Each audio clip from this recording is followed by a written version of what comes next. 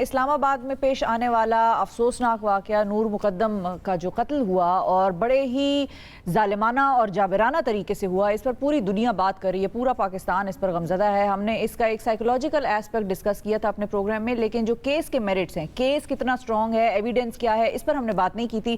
آج ہم اس حوالے سے ڈسکشن کریں گے اور ہمارے ساتھ شوکت مقدم صاحب کے جو کہ والد ہیں نور مقدم کے کاؤنسل شاہ خاور صاحب ہمارے ساتھ موجود ہیں، ماہر قانون ہیں۔ السلام علیکم شاہ صاحب۔ جی صاحب۔ شاہ صاحب سب سے پہلے تو آپ یہ بتائیں کہ ایویڈنس وغیرہ جو ملی ہے اس وقت کی وہ کتنی سٹرونگ ہے، کتنی ویک ہے، کون کون سی ایسی چیزیں جو آپ لوگوں کے ہاتھ میں ہیں جس کے حوالے سے آپ کو کانفیڈنٹ ہیں آپ کے یہ کیس جیت جائیں گے؟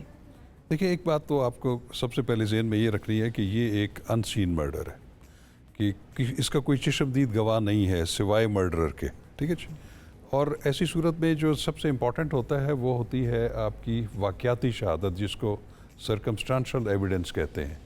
تو اس میں جو سب سے مضبوط سرکمسٹانشل ایویڈنس جو ہے وہ یہ ہے کہ جس وقت پولیس موقع واردات پر گئی، جو کہ ملزم کے گھر تھا، اور وہ بھی اس کے گھر کی اندر اس کا جو اپنا لیونگ روم ہے وہاں پہ اس کی موجودگی جو تھی وہ، اور آلہ قتل بھی اس سے اسی وقت برآمد ہوا، اور اس وقت جو مقتولہ ہیں مرحومہ نور، ان کی جو ڈیڈ باڈی ہے وہ بھی اس بےایمانہ انداز میں وہاں پڑی ہوئی تھی، اور وہاں پہ بلڈ بھی تھا۔ تو وہ جتنی بھی جو ایک واقعاتی شہادت ہے جو کنیکٹ کرتی ہے اس کو اس قتل سے، وہ بالکل موجود ہے۔ اور اس کے علاوہ کچھ سی سی ٹی وی جو ہیں وہ فوٹیجز بھی ہیں، وہ بھی بڑی امپورٹنٹ ہیں، جو کہ کورابوریٹ کر رہی ہیں ان تمام چیزوں پہ کہ یہ جو مرڈر، گروسم مرڈر کیا ہے وہ اسی نے کیا ہے۔ تو اور جو تفتیش جو ہے وہ کافی حد تک ایک پازیٹیو انداز میں جا رہی ہے، اور میں سمجھتا ہوں کہ اب تو سر اس نے اقبال جرم بھی کر لیا ہے۔ اقبال جرم جو ہے اس نے اس طرح نہیں کیا جیسے کہ اقبال جرم ہوتا ہے، وہ 164 ضابطۂ فوجداری کے تحت نہیں کیا، وہ چونکہ میجسٹریٹ کے سامنے ہوتا ہے، اس کا ایک طریقہ کار آل ٹوگیدر ڈیفرنٹ ہے۔ لیکن ایک ضرور ہے کہ جب بھی کوئی ملزم گرفتار ہوتا ہے تو اس کا پہلا بیان جو ہے وہ پولیس لیتی ہے، تو اس بیان میں اس نے ضرور اس کو ایڈمٹ کیا ہوا ہے اس گھناؤنے مرڈر کو۔ تو لیکن اس کو آپ یہ نہیں کہہ سکتے کہ وہ جو ایک قانون کی نظر میں اقبال جرم ہے وہ نہیں ہے، لیکن اس کو پڑھ کے اس سے انفرنس ضرور ڈرا کیا جا سکتا ہے۔ بالکل صحیح ہے۔ اچھا سر، میں ایک چیز پوچھنا چاہوں گا، وہ یہ کہ اس کیس کے حوالے سے یہ بات بھی چل رہی ہے کہ جی یہ شخص جو ہے وہ چونکہ امریکی سٹیزن ہے، تو امریکہ کا جو قونصل خانہ ہے انہوں نے بھی یہ ٹویٹ کر دیا کہ ہم آپ کو وکیلوں کی لسٹ دے سکتے ہیں، لیکن یہ کہ آپ نے قانون کی پاسداری اس ملک کی کرنی ہوگی جہاں پر آپ رہ رہے ہیں۔ تو کیا ایسا تو نہیں ہو سکتا کہ امریکہ سے کوئی وکیل آ کر جو ہے وہ اس کی پیروی کرے، اور اس طرح کا کوئی لیگل آپشن ہے؟ نہیں، بالکل بھی نہیں ہے۔ میں سمجھتا ہوں کہ یہ جو امریکن ایمبیسی نے جب اس کو اپروچ کیا ہے تو وہ بھی میں سمجھتا ہوں کہ اتنی حیران کن یا اچنبے والی بات نہیں ہے۔ اس کی وجہ یہ ہے کہ ہم ایک گلوبل ولیج میں رہ رہے ہیں۔ ایک ہمارا ایک کنونشن ہے جو کہ کونسلر ایکسیس کا 1963 کا، جس کے ہم بھی سگنیٹری ہیں اور امریکہ بھی ہے۔ اس کے تحت کوئی بھی ملک میں کسی دوسرے ملک کا شہری اگر جرم کرے گا تو ان کے کونسلیٹ کو یا ایمبیسی کو اس سے اپروچ کرنے کی اجازت ہوگی۔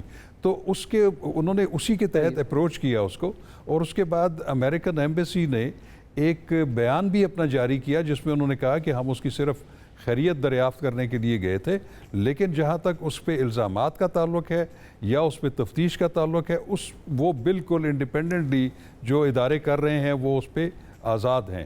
تو میں نہیں سمجھتا کہ ان کا امریکن سٹیزن ہونا تفتیش میں یا ان کے خلاف ٹرائل میں جو ہے وہ مزاحم ہو سکتا ہے۔ صحیح ہے۔ اچھا شاہ صاحب، ایک اور اس پہ ایسپیکٹ ہے پیرنٹس کا۔ وہ پیرنٹس بھی آ گئے تھے جائے وقوع پہ، اور اب بعد میں ان کی بھی گرفتاریاں وغیرہ ہو گئی تھیں۔ ان کا کتنا رول ہے، اور ان کی سزا کے حوالے سے آپ ہمیں کیا بتا سکتے ہیں کہ وہ کتنا ان کا عمل دخل تھا؟ وہ جو aiding and abetting into the crime کہتے ہیں، ان دا کرائم، وہ کتنا انوالومنٹ تھی ان کی اس میں؟ ان کی جی انوالومنٹ یہ ہے کہ ان کو جب ان کے چوکیدار نے یا ملازم نے یہ صورتحال بتا دی تھی، چونکہ ایک واقعہ ایسا بھی ہے کہ مرحومہ نے جو ہے وہ اپنی جان بچانے کے لیے ٹیرس سے چھلانگ لگا دی تھی نیچے، اور اس پہ جو سی سی فوٹیجز ہیں وہ بالکل اس چیز کی طرف جو ہے غمازی کر رہی ہیں کہ وہاں پہ جو ان کا ملازم ہے وہ دیکھ رہا تھا اور اس نے انٹروین نہیں کیا۔ اس نے بجائے اس کے کہ وہ پولیس کو بتاتا، اس نے ان کے والدین کو، جو کہ وہاں پہ موجود نہیں تھے، مبینہ طور پر کراچی میں تھے، تو ان کے والد کو ٹیلی فون کر کے بتایا کہ اس طرح کا واقعہ ہو رہا ہے اور اس طرح کچھ بھی ہو سکتا ہے۔ تو ان کے والد نے بھی جو ہے وہ بجائے پولیس کو بتانے کے انہوں نے وہ جو تھیراپی سینٹر کے لوگوں کو کال کی اور ان کو بھیجا ادارہ جو وہاں ہے پہ. تو اس لیے ان کے خلاف جو جرم ہے وہ ملازمین کے خلاف بھی اور ان کے والدین کے خلاف بھی وہ شہادت کو یا ایک جرم کی انفارمیشن کو چھپانا ہے. تو اس کا ایک اپنا سزا ہے اور اپنا میکینزم ہے. ٹھیک ہے. اچھا اب سر ہمارا اچھا یہ بھی بات سامنے آ رہی ہے کہ نور مقدم نے جو ہے وہ کوئی 7 لاکھ روپے بھی گھر والوں سے لیے تھے اور منگوائے تھے, وہ اس کے حوالے سے کیا تفصیلات کو سامنے آئی ہے؟ دیکھیں میں آپ کو بتاؤں کہ یہ کچھ چیزیں ایسی ہیں جو کہ سوشل میڈیا پہ اور افواہیں بھی چل رہی ہیں. صحیح ہے. تو یہ جو 7 لاکھ والا یا ڈرائیور والا جو ایپیسوڈ ہے یہ تفتیش کا کبھی بھی حصہ نہیں ہے اور نہ ہمارے علم میں یہ بات ہے. اچھا ٹھیک ہے. اوکے اچھا تو مطلب کیونکہ یہ تو خبروں میں اخبارات میں بھی بہت ساری جگہوں پر آ رہا ہے کہ کچھ پیسے وغیرہ منگوائے تھے. لیکن یہ کوئی ایسی اتھینٹک نہیں ہے. میں کل بھی کچھ ان سے بات کر رہا تھا اور وہ جس نے بھی یہ بات کی ہے وہ کسی واضح ٹھوس ثبوت کے اوپر مبنی نہیں ہے, وہ سنی سنائی بات ہے. ٹھیک ہے. اچھا شاہ صاحب ایک اور چیز ہے, کیس خراب کرنے والے بھی بڑے ایلیمنٹس ہوتے ہیں جو ہماری سوسائٹی میں موجود ہوتے ہیں. اب ظاہر ہے جن کا وہ بیٹا ہے یا جس فیملی سے وہ تعلق رکھتا ہے اس کا اثر و رسوخ بھی لوگ کہہ رہے ہیں کہ بہت ہے اور پیسہ بھی ان کے پاس بڑا ہے. وہ یہ کوشش کریں گے کہ ان کا بچہ بچ جائے, چاہے اس نے جتنا بھی گروسم کیوں نہ گناہ کیا ہو, جرم کیا ہو.